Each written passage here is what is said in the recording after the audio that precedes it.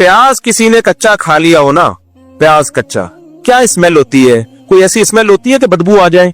अगर इतनी स्मेल होती तो खाते क्यों लोग? मैं बहुत शौक से कच्चा प्याज खाता हूँ। कच्चा प्याज बहुत खानदानी चीज है सेहत के लिए। दोपहर ना खूब प्लेट भर के कच्चा प्याज, शुरू में थोड़ी बदहजमी होगी, आदत डालो, पहले थोड़ा, फिर थोड़ा ज्यादा, फिर थोड़ा ज्यादा, नहीं आ रहा।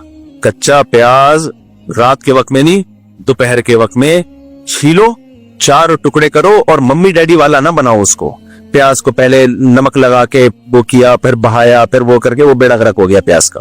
तो कच्चा प्याज पहले थोड़ा, फिर आहिस्ता, क्योंकि उससे एसिडिटी होने का खतरा होता है, तो हजम देर से होता है, तो आदत डालो, फिर एक वक्त आ जाएगा पूरा भर के प्याज खा लोगे आप कच्चा प्याज दोपहर को। ये टॉपिक से थोड़ा मैं हट गया हूं, लेकिन आप दोपहर को कच्चा प्याज खाओ, खाने के साथ आधा 1 घंटा कैलूला करो। उसके बाद जब आप उठो तो आप अपनी जिस्म में पावर देखना, आप ऐसी खानदानी है, ऐसा लग रहा है बिजली भर गई है बॉडी में, और शुगर भी कंट्रोल होती है इससे बहुत ज्यादा। आपका मीठा खाने का दिल करने लगेगा बाकायदा।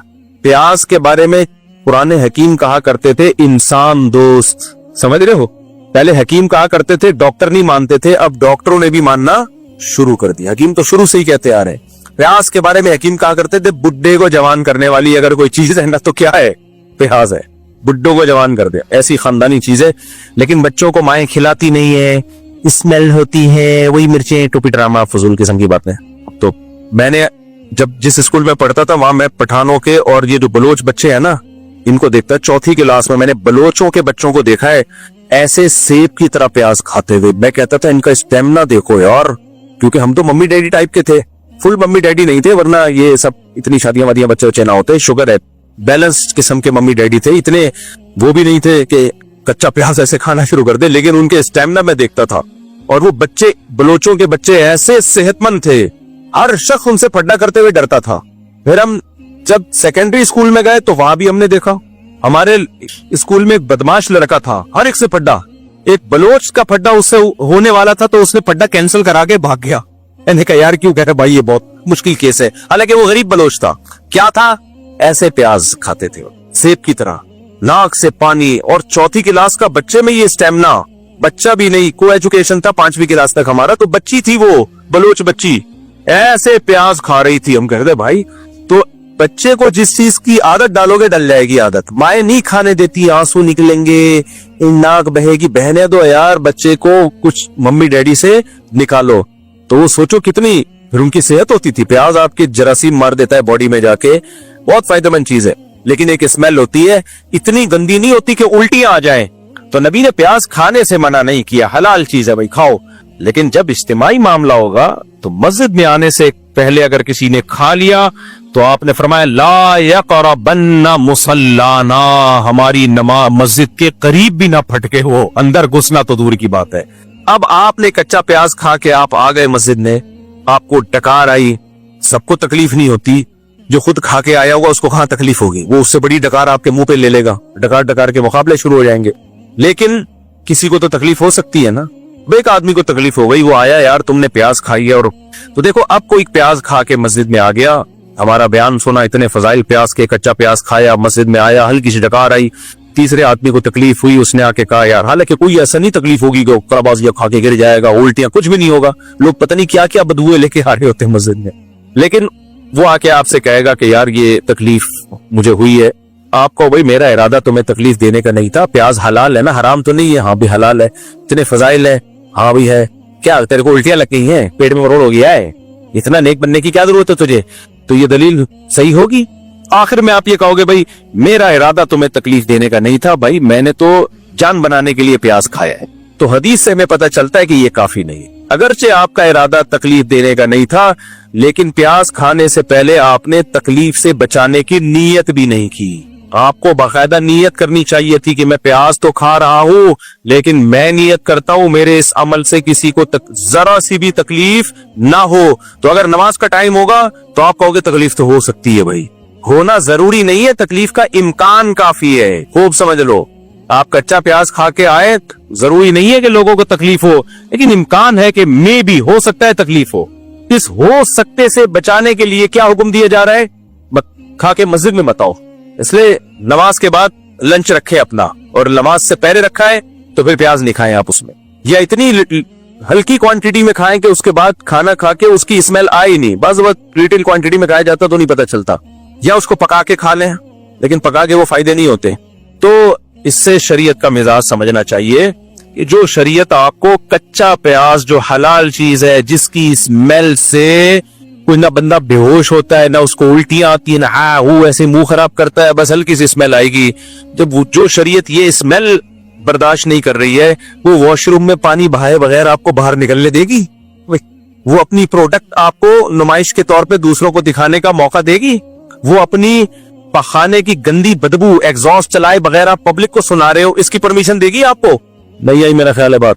तो ये कहाँ हो सकता है भाई? लेकिन आप देख लो, ये सारी चीजें हमारी सोसाइटी में चल रही हैं। और एक और अहम मसला है, अल्लाह करे वो ज्यादा अच्छी तरह समझ में आ जाए। बाज खवातीन के, जब पहले मैं बहुत फोन सुना करता था तो कम कर दिए हैं। ये शिकायतें मर्दों को औरतों से नहीं होती कि बदबू के साथ हमारे पास आ जाती हैं। ये बीमारी औरतों में नहीं है, मर्दों में बहुत बीमारी है कि वो जौजा के साथ रात गुजारेगा पसीने की बदबू के साथ, बगलें बड़ी भी होंगी। तो भाई जैसे मर्द पर औरत का हक है, यानी औरत पे मर्द का हक है, ऐसे ही मर्द औरत पर यानी मर्द पर भी औरत के हुकूक है। वलहुन्ना मिस्लुल लज़ी अलैहिन्ना बिल मारूफ। आप क्यों अपनी बदबू अपनी बीवी को सुंघा रहे हो यार? अब औरतें इसमें सब्र करती ही नहीं है, नाक पे मक्खी बिठा लेगा अगर उसको बोल दिया तो ये भी गलत है, नाजायज है ये। अल्लाह ने बीवी के बारे में क्या कहा? वसाहिबतिही, तुम्हारे साथ रहने वाली। आप मस्जिद में 5 टाइम के लिए आते हो, उसमें जो लोग आपके साथ खड़े होते हैं, आज फजर में जो खड़ा हुआ आपके साथ, हो सकता है जोहर में वो ना हो, कोई दूसरा हो, उनको प्याज की बदबू से बचाया जा रहा है। और बीवी जो सारी जिंदगी आपके साथ चिपक के रहती है, उसको इस्लाम आपकी बदबू से बचाने का हुक्म नहीं देगा है भाई?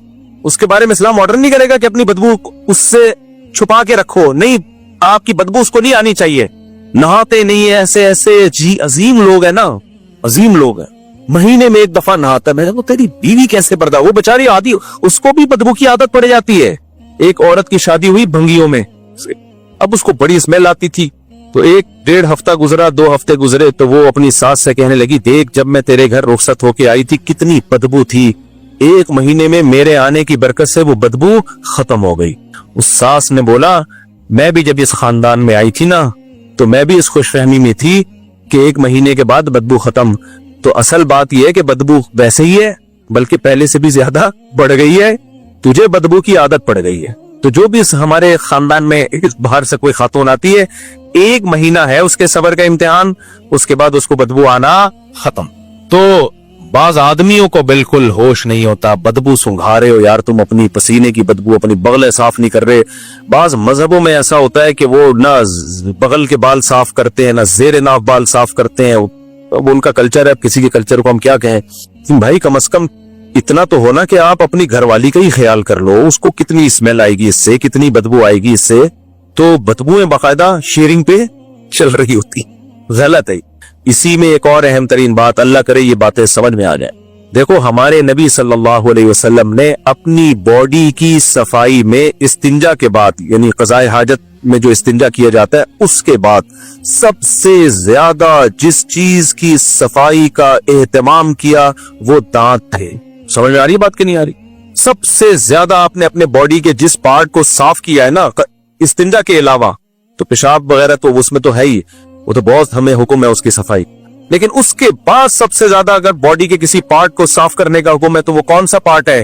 बोलो, दांत। नाक नहीं है, कान नहीं है, आंखें नहीं है, जिस्म नहीं है, सबसे ज्यादा किसको साफ किया है आपने? दांतों को।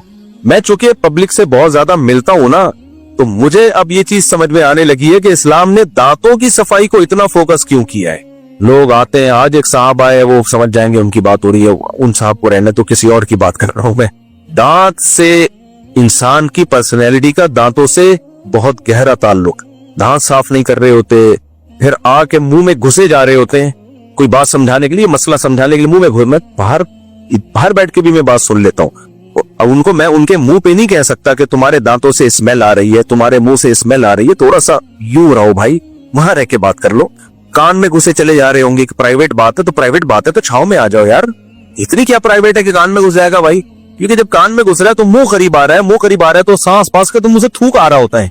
हमारे एक दोस्त बाइक पे मेरे साथ आगे बैठे होते, मुंह